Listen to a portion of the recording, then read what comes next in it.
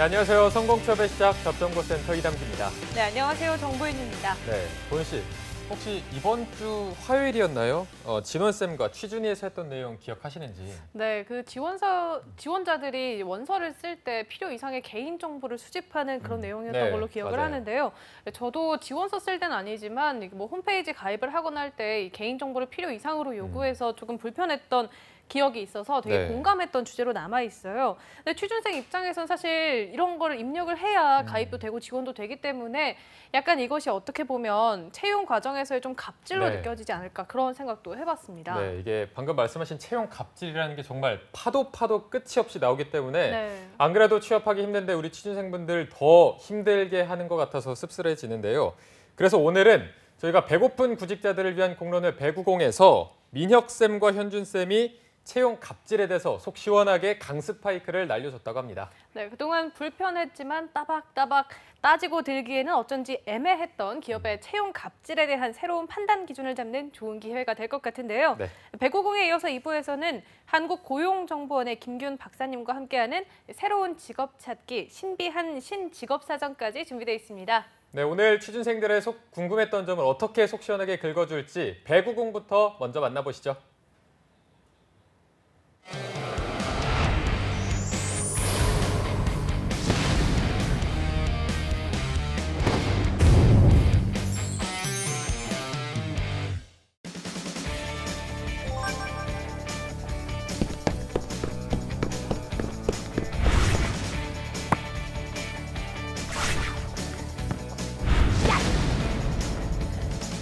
대한민국 구직자들이 모두 성공 취업하는 그날까지 성공 취업의 핵 꿀팁만을 전해줄 배구 여신 유혜인입니다. 이번 경기가 펼쳐질 곳은요, 조금 독특한 곳을 찾아봤습니다. 어떤 곳인지 궁금하시죠? 지금 바로 경기 시작합니다. 청년 창업가들의 꿈을 키우고 실현시키는 서울숲 언더스탠드 애비뉴. 청년들에게 원스톱 통합 솔루션을 제공하며 누구나 자유로이 이용 가능한 언더스탠드 애비뉴 일자리 카페는 어떤 곳일까요? 성동구에서는 3개의 청년 일자리 카페를 운영하고 있는데요. 여기 서울숲 언더스탠드 애비뉴도 그 중에 하나입니다. 그래서 여기 1층에는 서울시의 그 일자리 정보를 실시간으로 제공하는 일자리 키오스크가 있고요. 그리고 곳곳에 창업, 취업, 그리고 인문학, 자기개발 서적이 비치되어 있어서 자유로운 분위기에서 커피도 마시고 책도 읽고 토론도 하면서 미래를 준비할 수 있는 공간으로 꾸며져 있습니다. 그리고 2층에는 보다 좀 조용한 분위기에서 스터디 모임이나 회의를 할 수 있는 스터디룸이 있고요. 그리고 다양한 취업 교육을 할 수 있는 취업 지원 교육장이 준비되어 있습니다. 혁신적인 창업 창직 플랫폼 언더스탠드 애비뉴 일자리 카페. 이용 방법은 어떻게 되나요? 여기를 이용하기 위해서는 서울시 일자리 포털이라는 홈페이지로 접속하셔서 들어오시면 되고요. 회원 가입을 하신 다음에 그다음에 이제 청년이면 누구나 이용하실 수 있습니다. 잡정보센터와 서울숲 언더스탠드 애비뉴가 취준생 여러분의 성공 취업을 응원합니다. 성공 취업의 그날까지 고고! 아, 진짜 못하겠다.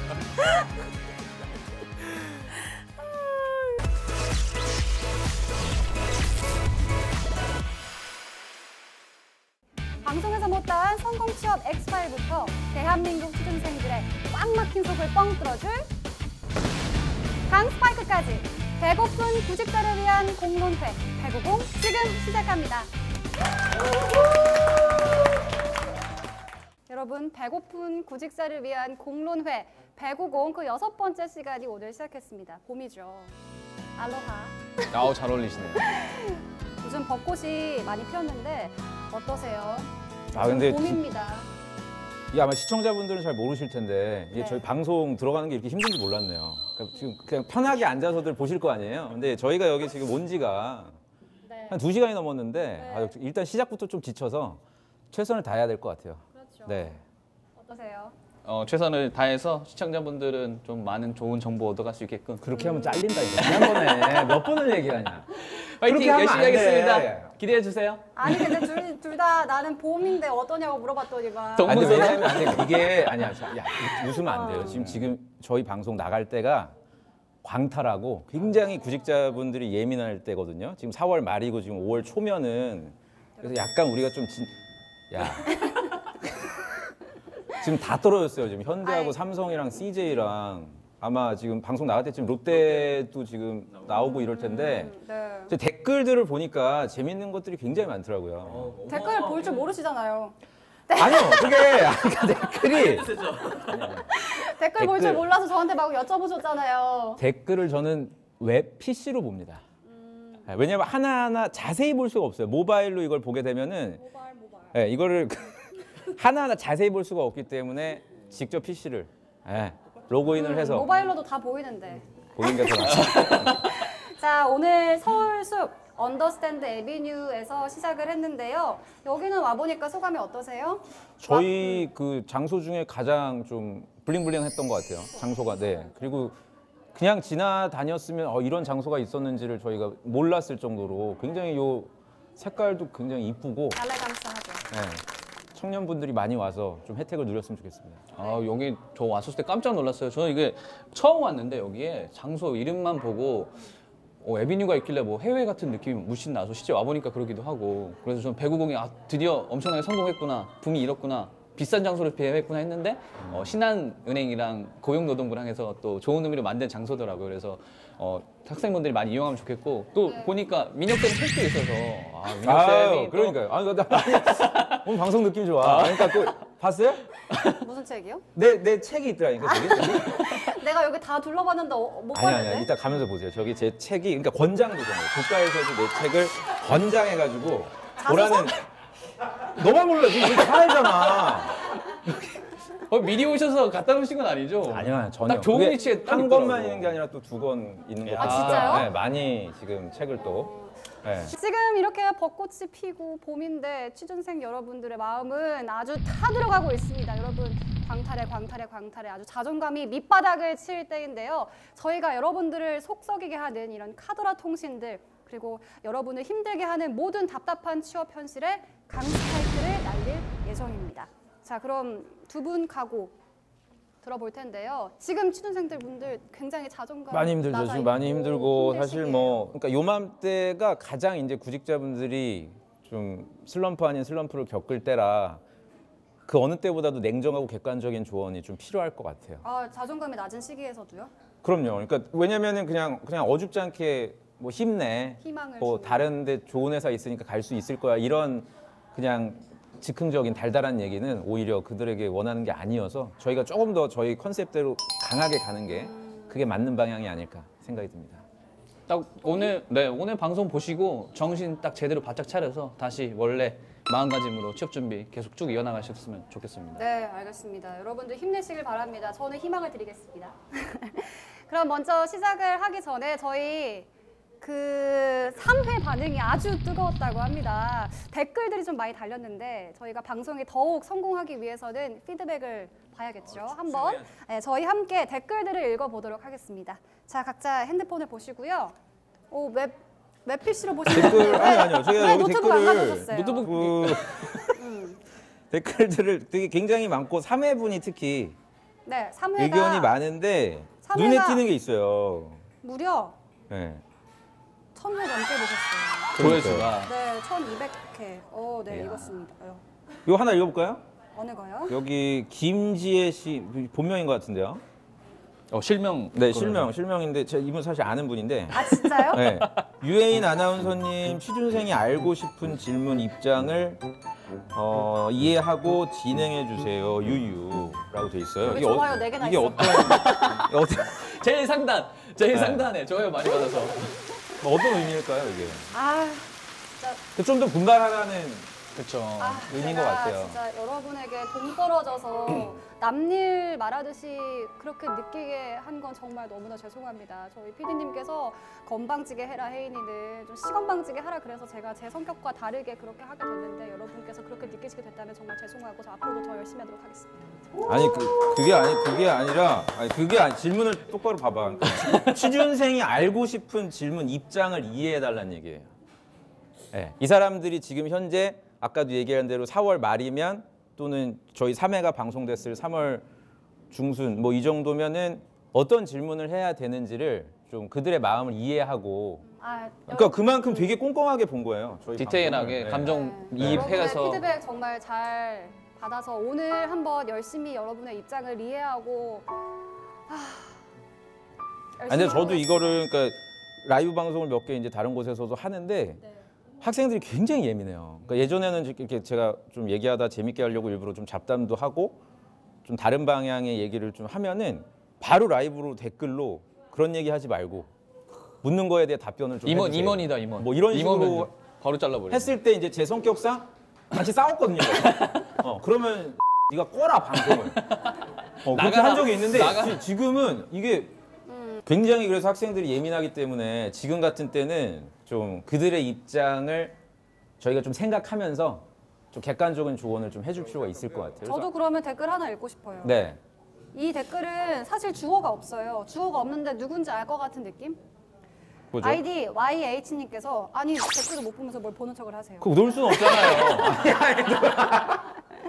YH님께서 말을 엄청 끊으시네요. 점점점. 그거 저도 저거 봤는데 아니야 그게 날 거라고 생각해? 그럼 뭔데 이 바나나야? 말을 끊는 게 극소수의 의견이에요. 극소수의 의견이고 그 좋아요 몇 개예요? 없어요. 제가 지금 누를게요. 이런 의견도 있어요. 근데 되게 중요한 현준 쌤이 읽어주세요 이거는. 아 이거 그 정보 전달과 재밌는 분위기가 같이 가야 되는데 네. 보다 보면 조금 잡담하는 느낌이 났다. 그래서 30분이나 되는 시간을 거의 스킵하면서 필요한 부분을 중심으로 봤다. 그래서 좀 더 체계적으로 찍어주면 좋을 것 같다고 좀 댓글을 남겨주셨더라고요. 그러니까 이게 되게 어려운 것 같아요. 재밌게 그냥 뭐 마냥 재밌을 수만은 또 없는 주제인데 그거를 또 정보 전달 유익성까지 같이 한다는 게 이게 쉽지는 않은데 뭐 저희 방송이 두 가지를 다 같이 할 수 있도록 노력을 해야 되지 않을까. 근데 이걸 그냥 단순히 그렇다고 해서 뭐 지난 방송 때 저희가 뭐 노력은 했지만 뭐 이럴 때 스펙을 본다 안 본다 뭐 이런 상황에서 인사팀이 어쩐다 안 졌던다 뭐 이런 거를 그냥 객관적인 팩트만 얘기해 주면은 좀 와닿지가 않거든요. 그렇기 때문에 저희가 조금 과도할 수는 있지만 뭐 현직에 있던 사례들이나 또는 구직자들이 겪는 일들을 말씀을 드린 거니까 이런 의견들도 저희가 좀 겸허하게 받아들이지만 좀 양해를 좀 드릴 필요는 있을 것 같아요. 현준 쌤은 유튜브 댓글 어떻게 네. 보셨어요? 그 방금 전 그분은 또 근데 저희 잡정보센터가 또 이런 컨셉으로 또 정보 전달만 아주 충실히 하고 있으니까 뭐 배구공이라든지 잡정보센터 같이 보시면 좋을 것 같고 일단 댓글들이 굉장히 많이 있는 부분에서 더 댓글 리플 그러니까 이런 게 말을 끊는 거야. 아 이런 게 그러니까 이런 흐름을 끊지 찝어주고 말 가는 거예요. 아니지. 뚝 이거는 끊겼잖아 포인트를 흐름이. 찍어주고 가는 거예요. 아니야. 그럼 저 말 계속 할게요. 그래서 댓글 중에 그런 얘기가 있더라고요. 그 인사 담당자들 그러니까 취준생들이 알 수 없는 약간 오프 더 레코드 소위 이제 뭐 비화 같은 얘기들을 해줘서 그런 것들을 좀 알 수 있어서 되게 좋았다는 분위기로 댓글들을 보면은 그런 부분에서 저희가 좀 더 이제 저희 뭐 인프라라든지 저희가 알고 있는 정보들을 실제 이제 좀 접하기 어려운 분들한테 전달할 수 있는 그런 대화들을 또 많이 해요. 아 근데 구직자분들도 문제인 게 요구하는 것만 많지 지들이 무슨 뭐 공유를 한다거나 좋아요나 뭐 구독이라든지 뭐 이런 거는 좋아요.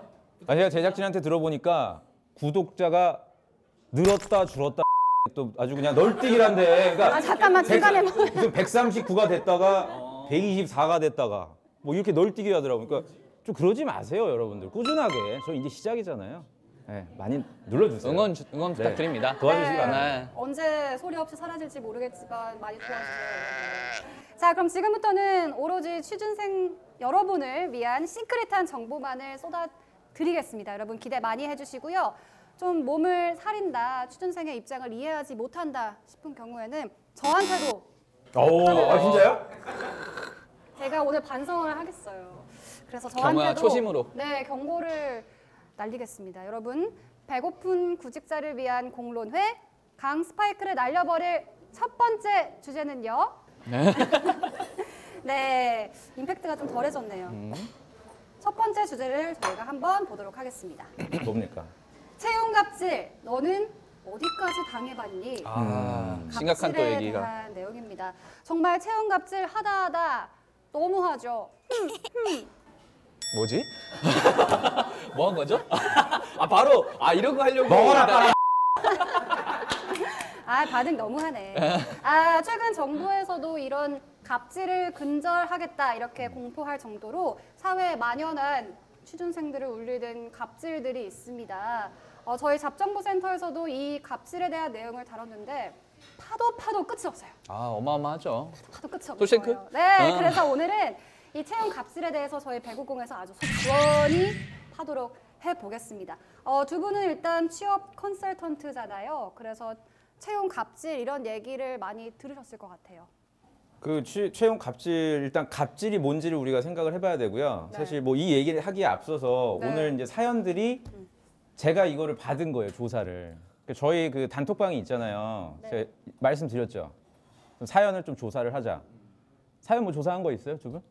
제가 이거 좀 보니까 제 주변에 있는, 그러니까 방송을 좀 더 우리가 열심히 해야 됩니다. 네, 그러니까 조금 더 좀 적극적으로 우리가 노력을 혼자로 온것 해서 같아 오늘. 네, 좀 참여를 좀 유도해야 될 것 같고요.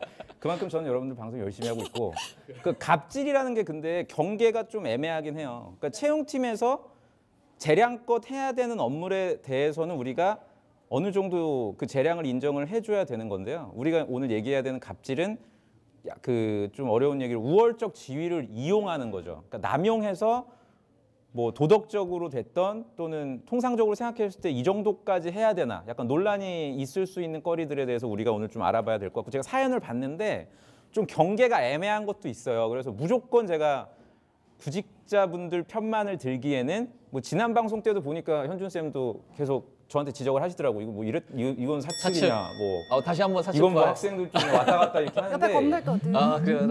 네. 그러니까 오늘도 그런 부분에 있어서는 한번 우리가 같이 허심탄회하게 의견을 조율할 필요는 있을 것 같아요. 갑질 어떻게 생각하세요?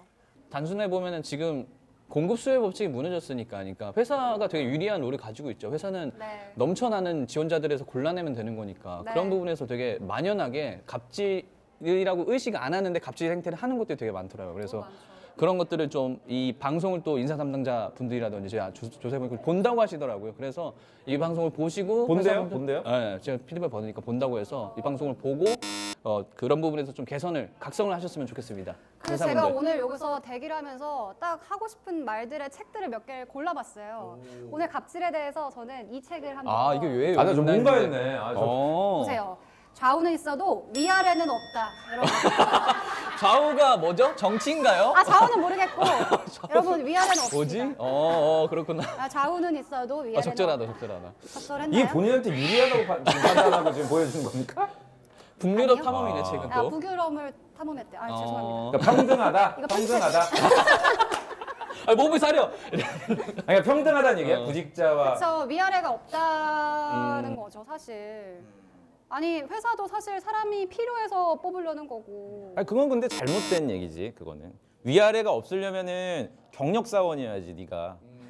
네, 경력 사원이면은 사실 회사가 굉장히 굽신굽신해요. 제가 경력 사원 예전에 채용할 때도 LG전자에서 어차피 이거 편집될 텐데. 아니 절대 편집 안 해. 절대 그런 거 편집 안 해. 그런 거지. 그러니까 제가 예전에 경력 사원 채용할 때도 면접 일정을 조율을 하려고 하더라고요. 그 입사 한 5년 정도 되는 경력직 분이 자기가 출장을 가야 되니까 임원분한테 얘기해 줄 수 없냐고. 그래서 조율을 해드렸어요. 그런 경우에는. 근데 우리가 지금 방송하는 얘기는 신입사원 지원자이기 때문에 위아래가 명확하게 있어요. 그러니까 저 책은 잘못된 사례예요. 김지혜님 댓글 다시 한번 남겨주시면 제가 다시 참고하고 여러분의 입장을 잘 이해해 보도록 하겠습니다. 오늘 취준생의 인권위원회 같은 입장으로 저희가 여러분들의 사연을 한번 읽어보도록 하겠습니다. 자, 그럼 첫 번째 사연 들어가겠습니다. 우리은행의 채용 갑질입니다. 다름이 아니라 채용 갑질에 대한 내용을 다루신다 하여 꼭 알려드릴 것 같아 사연을 보냅니다. 현재 우리은행에 채용 공고가 떠 있는 상태인데요. IT 디지털 직군으로 채용 당시에는 신입 때 은행 지점 근무를 한다고 명시돼 있습니다. 하지만 재작년부터 이 채용된 인원 중 10명 이내 극소수 인원만이 IT 디지털 업무를 수행하고 있고요. 인사팀의 통신에 따르면 전환되기 힘들 것 같다는 말이 나오고 있습니다. 그래서 대부분 IT 디지털 직군 행원들의 미래가 갑자기 불투명해진 그런 상태가 되었는데요. 우리은행 IT 직군에 응시하려는 이런 취준생들이 부디 이런 상황을 잘 알아서 어려운 관문을 뚫고 입사한 기호는 허탈함과 농락당한 기분을 느끼지 않았으면 합니다. 아, 이거 참 비통하다, 비통해. 이럴 거면 진짜 왜 그 직종으로 뽑은 거죠? 그 직무로? 그러니까 이게 이제 좀 사연을 정리를 해보면 그 처음에 채용할 때는 그 얘기는 해줬어요, 인사팀에서. 근데 저는 사실은 결론부터 말씀드리면 인사팀의 재량이 인정될 수 있는 갑질이라고 보긴 좀 어렵다고 보거든요. 이게 제 결론만 일단 말씀드리면 이게 어떤 상황이냐면 입사를 할 때 명시를 했어요. 모집 요강에 네가 디지털 IT, 다시 말해서 뭐 통신이나 컴퓨터공학 전공자이지만 일단 바로 그 일을 시키지 않고 우리는 지점에서 소위 행원 업무를 일정 기간. 그러니까 여기서 이제 중요한 거는 일정 기간이라고 해놨지 그게 뭐 3주인지 뭐 6주인지 8주인지 이걸 명시를 해두지 않은 상태예요. 근데 이제 그 자기들끼리 이제 구직자들끼리 이제 신입사원이 돼서 자기들 생각에는 좀 조사를 해보니까 한 3개월 정도면 되지 않겠냐라고 생각하고 정말 내가 하고 싶은 그런 뭐 그런 개발이라든지 이런 직무를 하지 않고 한 버티려고 했더니 갑자기 태도를 바꾸는 거죠. 인사팀 직원분들이. 제가 사실 이 학생은 아는 분인데 그렇게까지 지금 뭐 여기 사연에는 드러나지 않았지만 그렇게까지 얘기를 했대요. 그냥 너는 행원이 더 적성에 맞는 것 같다고. 너는 컴퓨터공학 전공자지만 그거 네가 몰라서 그러는데 네가 더 행원이 더 맞을 수도 있으니까 중소리 하지 말고 그냥 해라. 아니 그냥 무당 이런 같은데? 뉘앙스로. 무당인데?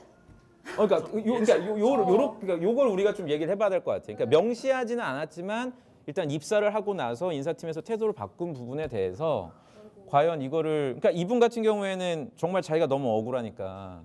네. 그리고 이분은 또 이 직장이 지금 두 번째 직장이거든요. 네. 다른 뭐 그룹에 다니다가 SK 그룹에 다니다가 지금 이직을 한 케이스라 은행 어디 있어요? 저 주은행, 주거래은행. 신한은행. 신항. 네. 저는 국민.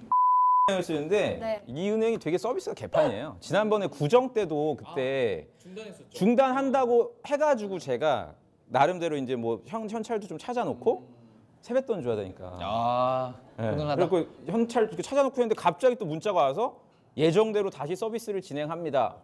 굉장히 큰 어떻게 보면은 회사 내 그 뭡니까 IT 시스템을 바꾸는 건데 다시 이걸 또 갈아엎는. 그러니까 IT적으로 좀 문제가 많은 상태여서 좀 체계가 좀 불분명한 것 같아요. 그러니까 이런 상황에서 아마 좀 큰 기대를 가지고 입사한 신입사원 같은 경우에 실망을 할 법하긴 하죠. 그럼 우리은행만의 얘기일까요? 이 IT 디지털 직군으로 취업하길 바라는 취준생들 사이에서는 은행권이 되게 꿈 같은 존재일 텐데 우리은행뿐만일까요? 어떻게 보세요? 그래서 그 이번에도 이제 우리은행이 좀 많이 뽑더라고요. 얼마 전에 이제 시험 공고가 떴는데 보니까 IT 직군이랑 디지털 직군이 똑같이 000명을 뽑고 일반 행원은 0000명을 뽑는데 똑같이 조건 단서가 달려 있어요. IT나 디지털 같은 경우는 일반 행원 공부를 하다가 적정 시기에 옮겨진다. 적정 시기. 예, 근데 그 적정 시기가 명확하게 명시가 안 됐었고. 근데 또 하나 이것도 중요한 부분인데 경력직 채용을 또 해요. 작년 하반기에도 했었어요. 그래서 제가 그 경력직 채용공고를 보니까 그 IT나 디지털 직군이 하는 일을 그대로 뽑더라고요. AI라든지 뭐 빅데이터라든지 이쪽 경력직을 또 뽑는다는 거예요. 그러니까 결과적으로는 우리은행은 이렇게 서비스가 안 좋은 부분에서 바로 경력직 일이 필요한데 장기적인 방향성에서는 또 신입공채를 뽑고서 필요하면 그때 돌리겠다는 거지. 그러니까 어떻게 보면 좀 야같죠, 사실. 그러니까 이게 바로 이제 규모의 갑질이죠. 아니 어떻게 보면. 근데 이게 갑질이라고 생각해요, 현주쌤? 아, 저는 갑질. 왜냐면 저는 인권위원회 간사기 때문에 항상 우리 학생층의 편에 섭니다. 그 무슨 맥락이 없어. 그러니까 아니 뭐 근거가 있어야 될 거 아니야. 근거? 그러니까 아니 왜냐면은 예를 들어서 저는 이건 갑질이라고 보기가 어려워요. 이거는 왜냐면은 고유의 권한이잖아요. 사실 직무 배치를 시키는 거는 인사팀에서 가지고 있는 고유의 권한인데 물론 뭐 감정적으로야 짜증난다 인사팀의 말을 받고 할 수 있는데 그렇지라고 하지 그 마세요. 마저도 밤낮 탈크를 끝까지 하세요. 아니야, 나 있어. 나 있어. 예를 들어서 그럼 영업사원인데 내가 담당하고 있는 지역에 A라는 제품을 내가 팔 수 있는 권한이 있단 말이에요. 예를 들어서 얼마 전에 지금 채용이 끝난 하이트 진로다. 내가 만약에 어디 성북구 지역에 몇 개 영업 관리자다. 그럼 내가 여기다가 뭐 참나무통 소주를 넣을지 하이트 맥주를 더 넣을지 이건 내 고유의 권한이란 말이에요. 근데 그 부분에 대해서 만약에 옆에 있는 다른 팀원, 다른 상권을 담당하고 있는 그 팀원이 너는 왜 거기에 이번에 신제품을 안 넣었어? 라고 하는 거 월권이에요, 명확하게. 직무적으로 그렇게 하면 안 되는 거거든요. 그러니까 물론 기분은 더럽고 짜증날 수는 있는데 이거는 사실 구직자분들이 어쩔 수 없는 태생적인 한계라고 저는 봐요. 신입사원. 왜냐하면 나도 이런 갑질 되게 많이 했거든. 그래서 저도 네, 사실 실제로 예전에 제가 어. 그 방송 때도 말씀을 네. 드렸지만 근데 그거는 그렇게 할 수밖에 없어요. 구조적으로. 네. 물론. 그러니까 이분 같은 경우에는 저는 본인이 이거를 갖다가 참 너무 좀 부당하다고 느끼면 그 루트가 있어요. 인사팀에 건의할 수 있는. 그러니까 저는 적절한 그 절차를 거쳐서 인사팀에 면담을 신청한다라든지 본인이 노력. 왜냐면 그거 불이익이 오면 어떡해요? 그때 판단을 해야죠. 그러니까 내가 권리 행사를 안 한 상태에서 예를 들어서 내가 선거를 안 했어요. 예를 들어. 그래놓고는 왜 정부가 뭐 하는 거냐 이러면은 그건 국민이 문제지. 근데 내가 합법적으로 권리를 행사했는데도 나라가 잘못되고 있다. 보복이 두려운 거죠, 근데 사실. 무슨 보복이 있어요? 그런 직장에 인사팀. 굳이 내가 다닐 이유가 뭐가 있어요? 내가 적법한 돈 절차를 벌어야 되니까. 아니 그러니까 돈을 벌어야 되니까. 돈을 버는데 왜 꼭 그러면 내 어떤 그런 그 요구사항을 들어주지 않는 그런 집단에서 할 필요는 저는 없다는 얘기죠. 그리고 일반적으로 그런 절차를 거치면 인사팀에서는 가급적이면 수용을 해주려고 합니다. 네. 저도 수용을 해준 적이 있고요. 물론 그렇게 수용하고 뭐 다른 또 불이익을 있었을 것 같아. 뭐 한번 달린 적은 있는데 그런데 그러니까 저는 솔직해서 좋다. 솔직해서 좋다. 이사연 이거는. 같은 경우에는 충분히 마음속으로는 제가 공감할 수는 있으나 이거를 인사팀의 갑질이라고 보기에는 좀 한계가 있지 않나. 어떻게 받아들일지 댓글 한번 남겨주시길 바랍니다. 이거 피반하면 직무마저도 인사팀의 권한으로서 인정을 안 해주면 마치 지금 뭐 검찰하고 경찰하고 뭐 기소권을 가지고 싸우는 것처럼 마지막 남은 이 권한이에요. 인사팀에서 할 수 있는 직원을 평가하고 채용하고 직무 배치까지도 왜 우리 마음대로 못 해주냐고 하면은 그럼 인사팀이 없어야지 뭐 사실. 네. 그러니까 그 부분은 우리 구직자 여러분들이 힘을 키우는 수밖에 없어요. 내가.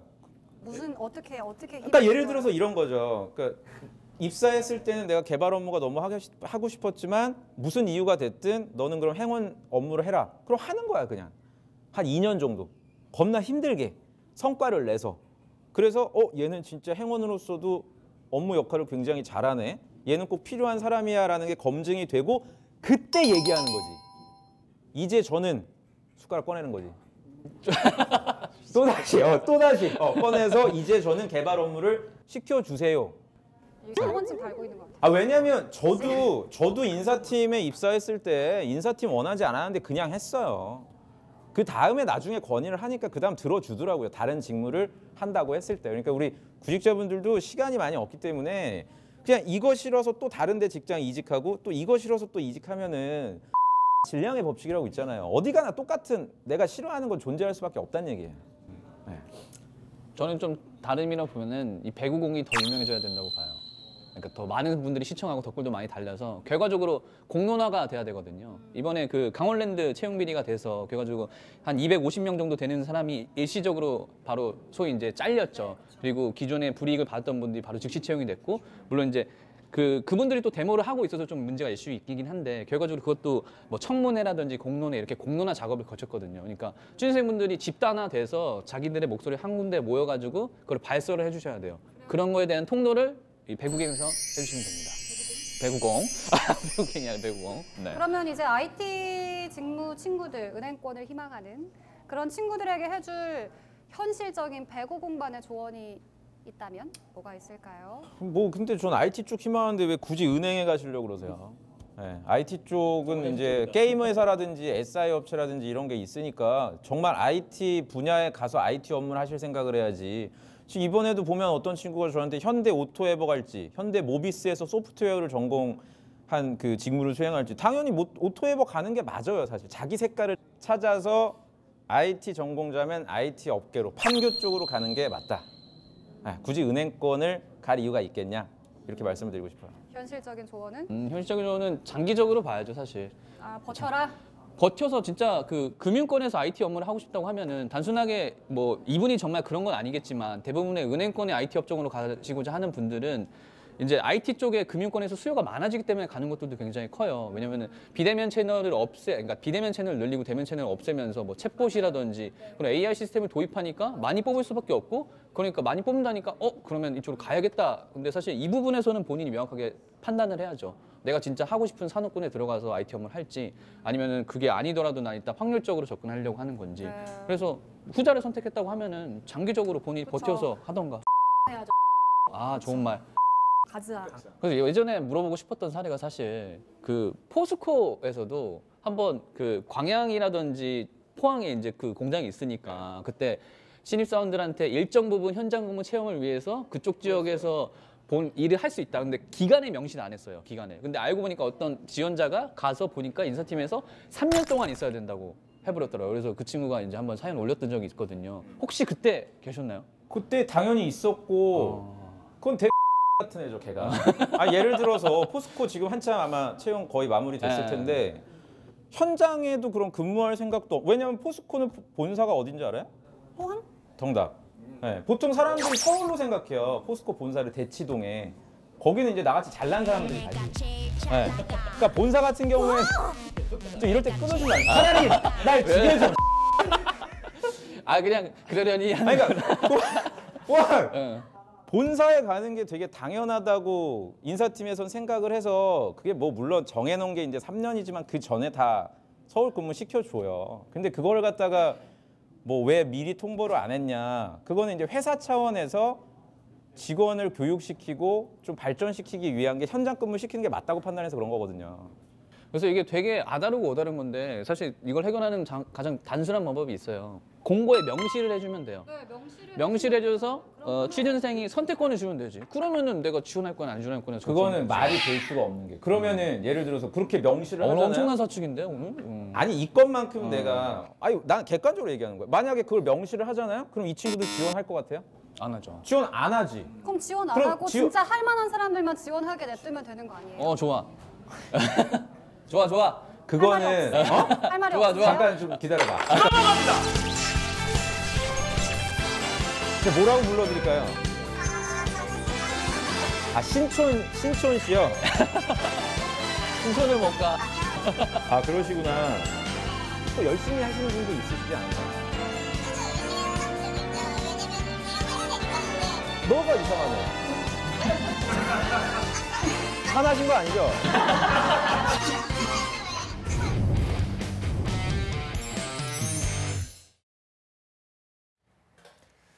네, 배고픈 구직자들을 위한 공론회 배구공 재밌게 보셨나요? 오늘은 채용 갑질에 대해서 이야기해봤는데 특히 혜인 MC, 민혁쌤, 현준쌤이 그동안의 방송을 조금 돌아보면서 조금 더 반성하고 더 열심히 하겠다 이런 다짐도 하기도 했습니다.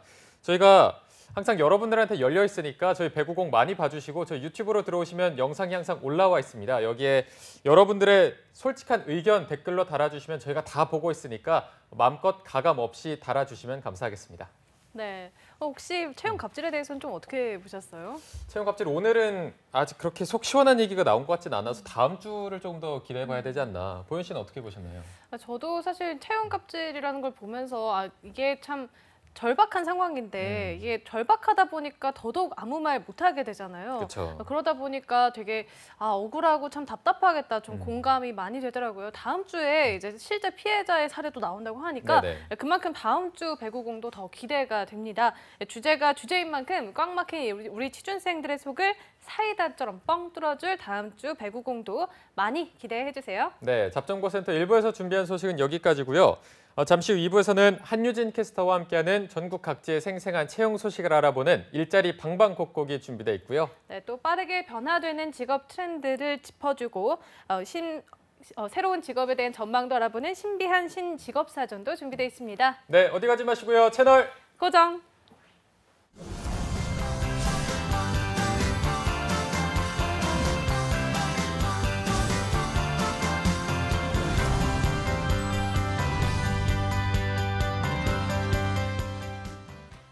든든한 생활 시작해볼까요?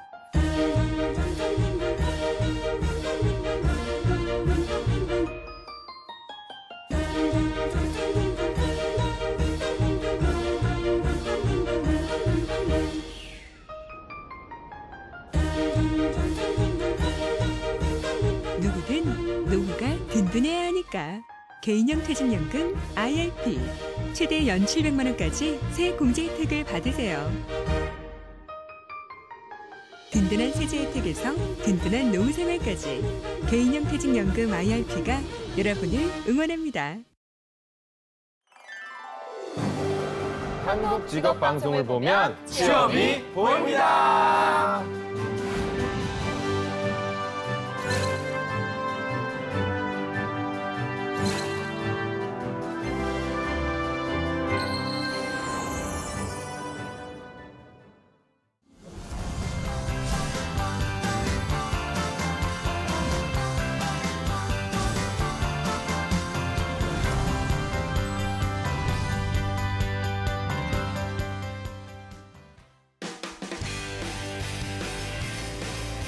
네, 성공취업의 시작 잡정보센터 2부의 문을 또 활짝 열어봤습니다. 저희가 2부에서는요. 전국 각지의 생생한 채용 소식을 알아보는 일자리 방방곡곡이 준비되어 있고요. 네, 또 빠르게 변화되는 직업 트렌드를 짚어주고 미래의 유망한 직업에 대한 모든 것을 알려주는 신비한 신직업사전도 준비되어 있습니다. 먼저 일자리 방방곡곡부터 만나보시죠.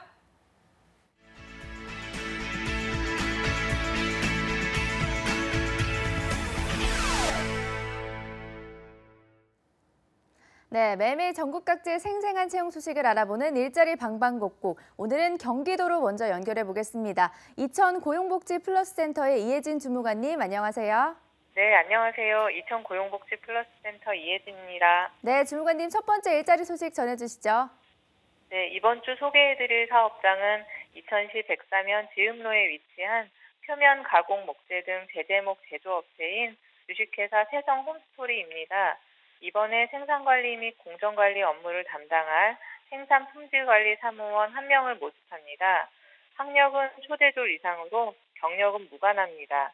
주 5일 근무로 근무 시간은 오전 8시부터 오후 6시까지이고 급여는 연봉 2,400만 원에서 3,200만 원으로 면접 후 결정한다고 합니다. 컴퓨터 활용이 능숙한 인근 거주자를 우대한다고 합니다. 접수 마감은 채용 시까지로 이력서, 자기소개서, 경력증명서를 방문, 팩스, 이메일 등으로 접수한다고 하니 자세한 사항은 워크넷 채용 정보를 확인하시기 바랍니다. 네, 생산 품질관리 사무원 1명을 채용할 예정이라고 합니다. 구직자 여러분들의 많은 지원 바랍니다. 주무관님, 바로 다음 소식도 전해주시죠. 다음으로 소개해드릴 곳은 여주시 여흥로에 위치한 전기안전관리 대행업체인 주식회사 CS입니다. 건물 내 전기공사 및 소방공사 등 업무를 담당할 내선 전기공 1명을 모집합니다. 학력은 9졸 이상으로 최소 1년 이상 경력이 있어야 합니다. 전기공사 기능사 자격증 소지자, 일종보통 운전면허 소지자, 운전 가능자 및 인근 거주자를 우대한다고 합니다. 주 5일 근무로 근무 시간은 오전 8시부터 오후 6시까지이며 급여는 월급 250만 원 이상으로 면접 후 결정 가능하다고 합니다. 복리후생으로는 기숙사가 제공되며 해외 연수의 기회도 주어진다고 합니다. 접수 마감은 5월 11일까지로 이력서와 자기소개서를 팩스 또는 담당자 이메일로 접수한다고 하니 자세한 사항은 워크넷 채용 정보를 확인하시기 바랍니다. 네, 1년 이상 경력의 내선 전기공 1명을 채용할 예정이라고 합니다. 구직자 여러분들의 많은 지원 바랍니다. 주무관님, 오늘 소식 고맙습니다. 네, 고맙습니다. 네, 다음은 인천으로 가보겠습니다. 인천 고용센터의 우정민 주무관님 전화 연결돼 있습니다. 주무관님, 안녕하세요.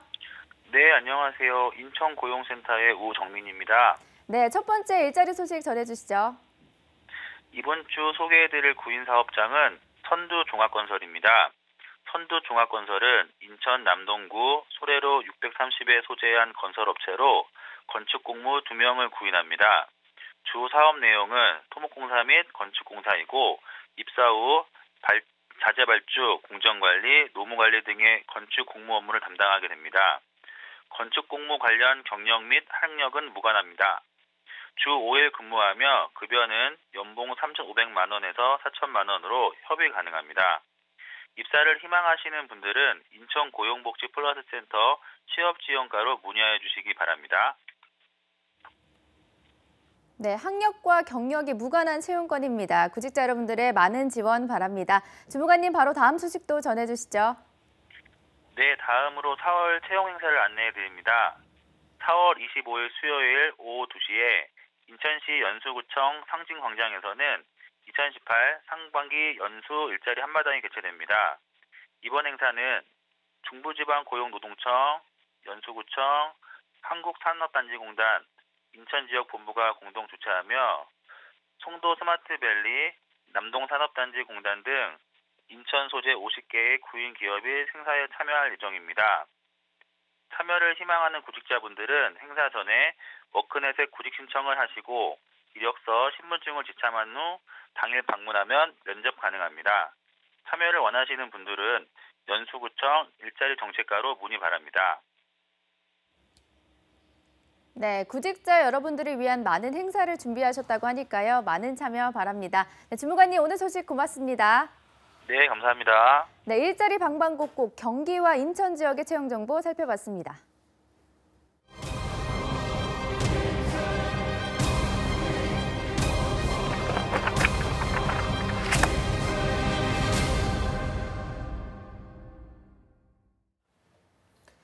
네, 내가 원하는 일 그리고 해보고 싶은 일이 굉장히 많아서 또 여러 직업에 도전하는 취준생분들이 많아지고 있는데요. 빠르게 변화하는 직업시장에서 새롭게 부상하고 있는 미래 유망 직업의 궁금증을 말끔히 해소시켜줄 신비한 신직업사전 시간입니다. 네, 직업 트렌드는 물론 다양한 직업 세계 정보까지 소개해 주실 한국고용정보원의 김균 연구위원 자리해 주셨습니다. 네, 안녕하세요. 네, 안녕하세요. 네. 자, 저희가 보니까 한국고용정보원 이게 충북에 있던데 그러면 오늘 같은 날은 생방송 시간에 맞춰서 거기서 바로 출근하시는 건가요? 네, 매주 충북 음성에서 오고 있고요. 덕분에 서울 구경도 계속 할 수 있고 그리고 저희들이 만들어내고 있는 직업 정보를 여러분들에게 방송을 통해서 전달할 수 있다는 면에서 나름 보람을 느끼고 있습니다. 네. 음성에서 여기까지는 얼마나 걸리나요? 1시간 조금 넘게 걸려서 뭐 그렇게 먼 거리는 아닙니다. 매번 굉장히 좀 수고를 많이 해주시는데요. 아마 취준생 여러분께 박사님께서 소개해 주신 정보가 정말 많이 도움이 될 것 같습니다. 어느덧 6번째 시간인데 오늘 추천해 주실 미래의 유망 직업은 어떤 건가요? 네, 여행을 다니시다 보면 기상 악화로 인해서 항공편이 결항이 되거나 지연이 되는 경우가 있습니다. 네. 그만큼 예민할 만도 한 것이 만약에 사고가 발생을 한다면 도로 위에서의 교통사고에 비해서 엄청나게 큰 인명피해를 초래할 수 있기 때문인 거죠. 비행기가 처음 이륙할 때 3분, 그다음에 착륙할 때 8분, 이때 가장 많은 사고가 발생한다고 합니다. 네. 그래서 이때를 마의 11분이라고 칭호를 하는데요. 네. 이러한 마의 11분을 관리하시는 분들이 있습니다.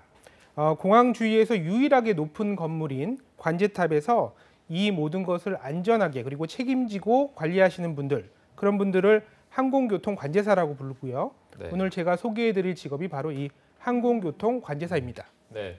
오늘 소개해 주신 항공교통 관제사가 그렇게 많이 알고 있는 직업도 아닌 것 같고 정보도 조금 생소한 것 같은데 오늘 이렇게 준비해 오신 이유가 있을 것 같아요. 네, 이남규 아나운서께서 말씀하신 대로 사실은 대중들에게 많이 알려진 직업은 아닙니다. 네. 그럼에도 불구하고 항공과 관련된 수요들이 급증하고 있고 따라서 이제 많은 분들이 이 직업의 향후 미래 전망은 어떨까 궁금해하실 것 같고요.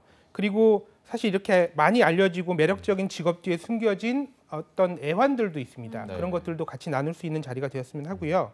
그래서 오늘 신비한 신직업사전을 통해서 항공교통 관제사란 어떤 직업인지 궁금한 점을 해소하는 시간이 되셨으면 합니다. 네, 신비한 신직업사전 6번째 시간은 항공교통 관제사 이야기로 꾸며질 텐데요. 어떤 직업인지 먼저 영상으로 만나보시죠. 오늘은 항공지킴이, 항공교통 관제사에 대해 알아봅니다. 이곳에서는 6,000피트 반경 약 9.3km 내 이착륙하거나 지나가는 모든 항공기를 관제하는데 바로 그 중심에 이분이 계십니다.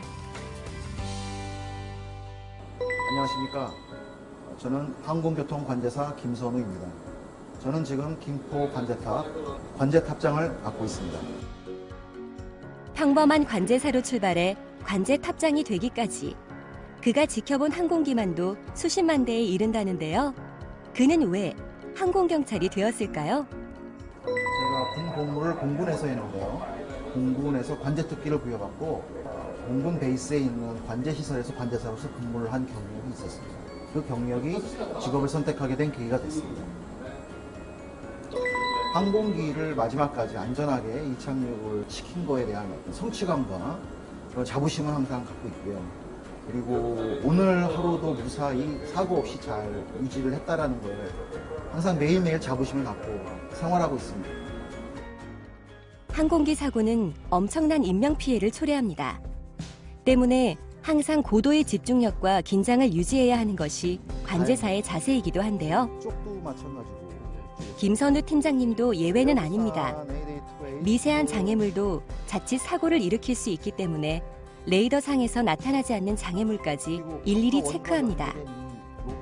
무사고를 기원하며 매의 눈초리로 항공기를 바라보지만 때론 뜻하지 않은 기상 이변 때문에 아찔한 순간도 있었다고 하는데요.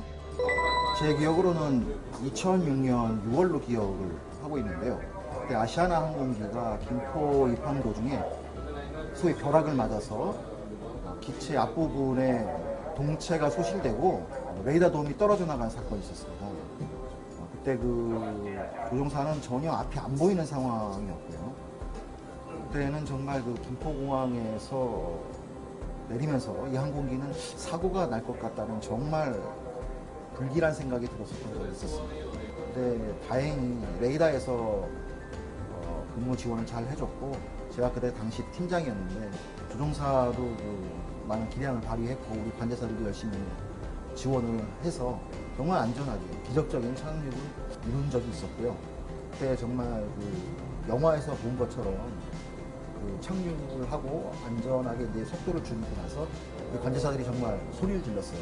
너무 기뻐서. 항공기 이착륙 시 잠깐이라도 한눈을 팔면 항공기들이 겹치거나 흐름이 꼬이기도 한다는데요. 아마 멈춰선 신호등에 차들이 움직이지 못하는 것을 생각하면 쉽겠죠? 이를 방지하기 위해 항공 관제사들은 항공기 간격을 최소화하면서 운항 허가를 내야 하기 때문에 고난이 집중력을 요하는 직업이기도 합니다. 자, 지금 어떤 내용을 전달하신 건가요? 아시아나 항공기로부터 착륙이 결정된 활주로에 착륙 허가를 주면서 바람 정보 및 기타 정보를 제공한 상황입니다. 공군부터 시작해 김포공항 관제 탑장이 되기까지 수십 년의 경력을 가진 베테랑이지만 여전히 항공기 이착륙 시간은 가장 긴장되는 순간이라 말합니다. 2016년 초 김포공항에서 출발한 진에어 항공기가 이륙하자마자 엔진 쪽으로 조류 충돌을 해서 긴급히 비상 착륙을 하는 상황이 있었습니다. 그때 관제사의 기지로 장애물을 잘 피해서 비행할 수 있도록 지원을 하고 활주로 착륙 방향을 안전하게 항공기가 빨리 착륙할 수 있도록 긴급히 바꿨습니다. 그래서 공중에서 채공하는 시간을 지체하지 않고 긴급하게 안전하게 착륙할 수 있도록 지원한 상황이 있었고요. 그렇다면 관제사에게 있어 가장 중요한 건 어떤 걸까요? 항공교통관제사는 많은 승객들을 태우고 운항하는 항공기의 안전을 담당하는 관리자로서 책임감이 굉장히 무겁죠. 안전을 담당을 해야 되기 때문에 거기에 대한 책임감, 순발력, 상황을 판단하는 판단력과 민첩성도 필요하고요. 팀워크를 유지하기 위한 인간관계, 무엇보다도 항공기와 관제사와의 대화로 일이 진행이 되기 때문에 조종사와 대화하는 것, 즉 커뮤니케이션 능력이 대단히 중요합니다. 김포공항의 일평균 관제량 약 450여 대. 특히 관광객들이 몰려드는 연휴에는 1시간당 최대 35대의 항공기 이착륙을 관제한다는데요. 바쁘고 정신없는 일상이지만 김선우 탑장은 항공교통 관제사가 된 걸 후회하지 않습니다. 긴급한 상황이 벌어졌을 때 저희 동료 관제사가 열심히 지원을 해서 나중에 그 조종사로부터 고맙다라는 전화를 받았을 때 그럴 때 정말 보람과 기쁨을 느끼죠. 아무튼 저희는 매일매일 아무 사고 없이 잘 임무 수행을 끝내는 것 자체가 정말 항상 보람되고 값진 직업이라는 생각을 하게 됩니다. 조종사들의 감사 한마디에 하루가 즐겁고 사고 없이 승객이 내리면 굉장히 뿌듯하다는 김선우 탑장님. 관제사를 꿈꾸는 친구들에게 응원의 메시지를 보내셨습니다. 여러분들도 꿈을 갖고 도전하시면 모두 훌륭한 항공교통 관제사가 될 수 있습니다. 지금부터 준비하시고 열심히 노력하십시오. 모두 다 되실 수 있습니다. 화이팅! 미래 항공교통 관제사가 되기 위해 오늘도 밤낮 없이 수업하는 학생들이 있습니다. 이곳은 바로 항공기술훈련원입니다. 지금 현재 이곳에서는 항공교통관제사 양성과정이 지금 현재 운영되고 있습니다. 관제사가 되고자 하는 일반인들을 대상으로 해서 저기서 전문적인 교육을 시키고 있습니다. 이곳에서의 교육은 여러분들이 잘 아시는 공항 관제탑 또는 레이더를 이용하는 그 관제 업무를 교육생들에게 교육을 시켜서 이 친구들이 현업에 들어가 있을 때는 바로 관제탑에도 가서 근무를 하고 레이더 관제실에도 가서 근무할 수 있도록 그러한 전문적인 교육들을 이곳에서 시키고 있는 겁니다. 비행기에 대한 전반적인 지식부터 항공기술 용어까지 한 문장이라도 놓치지 않기 위해 다들 열심인데요. 관제사가 되기 위해서 어떤 교육을 받아야 할까요? 관제 업무는 일반적으로 크게 세 가지로 나눕니다. 그 하나는 공항에서 이륙하고 착륙하는 항공기들을 관제하는 비행장 관제 업무가 있고요. 그 공항을 벗어나면은 그것보다 좀 더 광의의 한 개 도시 이상이 되는 이런 광의의 접근 관제 업무, 그리고 마지막으로 우리나라 전 공역을 총괄해서 담당하는 지역 관제 업무, 이렇게 세 가지로 구분하고 있습니다. 네, 저희가 항공교통관제사 관련 영상을 함께 보셨는데 이게 하루에도 수천 명의 목숨을 책임지다 보니까 굉장히 존경할 만한 직업인 것 같아요. 일단 꿈나무들이 이 직업을 갖기 위해서 갖춰야 될 자질 같은 게 있다면 어떤 게 있을까요? 네, 그 항공교통관제사는 작은 실수가 항공사고로 연결될 수가 있기 때문에 네. 고도의 집중력과 판단력이 아무래도 필요할 것 같고요. 그다음에 기상이변 등 여러 가지 변수들이 존재할 수 있기 때문에 이거에 대처할 수 있는 대처 능력이라든가 그다음에 책임감이 필요하다고 아까 VCR에서도 나온 바와 같이 언급할 수 있을 것 같고요. 항공통신 장비를 포함한 첨단 장비를 다루기 때문에 장비를 다루는 거에 대한 흥미가 있어야 되고 우리가 소위 얘기하는 성격 유형을 구분지을 때 사용하는 흥미 유형으로는 현실형이나 탐구형, 그다음에 협조심, 자기 통제 능력, 스트레스를 감내할 수 있는 성격을 가지신 분들에게 적합한 직업이라고 볼 수가 있습니다. 네. 네, 확실히 책임감이 정말 많이 필요한 직업인 것 같은데요. 이 직업을 갖기 위해서 더 노력해야 할 점들이 있다면 어떤 게 있을까요? 네, 이 직업은 외국 항공 조종사들과 통신할 일들이 굉장히 많기 때문에요. 네. 항공 영어 구술 시험이라고 불리는 EPTA를 매 3년마다 치러야 되고요. 네. 통과를 해야 됩니다. 또 몇몇의 기관들을 제외하고는 거의 대부분의 종사자들이 국토교통부 소속의 국가 공무원들입니다. 따라서 네. 공무원 시험을 보셔야 되고요. 그 공무원 시험은 또 아무나 보실 수 있는 게 아니라 항공교통관제사 자격증을 소지하신 분들에 한해서 볼 수가 있기 때문에 국내 대학에서 관련된 과정을 듣거나 항공기술훈련원에서 양성과정을 거치는 등 관련된 교육을 받는 것이 좋을 것 같고요. 네. 이 외에도 자격증을 소지하신 분에게 9개월 이상 교육을 받거나 혹은 시험 과목 교육을 받고 실무에서 6개월 이상 근무했을 경우에도 시험 응시가 가능하다고 하니 참조하시면 될 것 같습니다. 네, 이게 교육 과정만 이렇게 말씀하는 것만 들어도 얼마나 이 항공교통관제사가 되기 힘든지 감이 오는데 이게 항공교통관제사가 꼭 이 길만 아니어도 다양한 관련된 직업이 있었으면 좋겠는데 다른 직업들도 혹시 있나요? 네네. 선박교통관제사나 선박운항관리사, 항공운항관리사 좀 넓은 범위긴 하지만 항공조종사나 헬리콥터 조종사도 이 영역에 포함된다고 볼 수가 있을 것 같습니다. 네. 네, 이 직업의 수요도 좀 궁금한데요. 전망은 좀 어떤 네, 편인가요? 불과 20년 전만 해도 사실 해외여행을 가시는 분들이 그렇게 많지도 않았고 네. 항공화물도 많지가 않았습니다. 근데 최근에 소득 수준이 높아지고 있고 세계화가 급속도로 진행되면서 해외여행도 엄청나게 많이들 가기 시작했고 무역의 규모도 커지면서 항공화물의 양도 많이 증가가 되면서 항공교통관제사에 대한 수요가 증가하는 것은 사실인데요. 앞서서도 말씀드린 바와 같이 사실 이 직업의 대부분이 공무원들입니다. 따라서 단시간 내 일자리가 급격히 증가하기는 어려울 것 같고요. 또한 이제 공무원들이 굉장히 인기 있는 직종이기 때문에 그렇죠. 경쟁이 엄청나게 치열하다고 볼 수 있습니다. 네, 경쟁이 치열한 점 조금 더 참고하시면 좋을 것 같고요.